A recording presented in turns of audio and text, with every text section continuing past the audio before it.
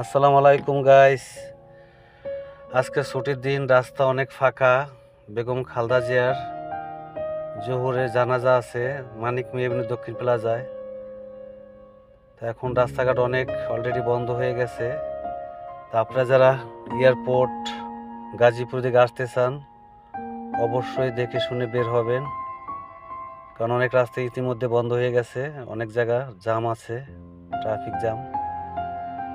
মহাখালীর পরে অবশ্য জাম নাই, রাস্তা ফাঁকা আছে। তো যারা আমরা বের হব অফিসের কাজে বা যে কোনো কাজে, এমার্জেন্সি কাজে, অবশ্যই দেখে শুনে রাস্তায় বের হব গাইস।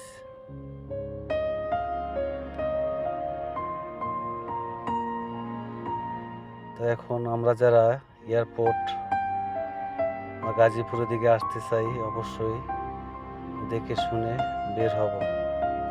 হয়তো আমরা অনেকে জানি বা অনেকে জানি না যে কোন রাস্তা বন্ধ আছে, কোন রাস্তা খোলা আছে।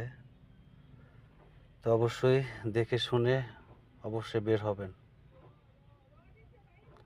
ভালো থাকবেন গাইস। আমাকে বেশি বেশি করে সবাই সাবস্ক্রাইব করে দিবেন।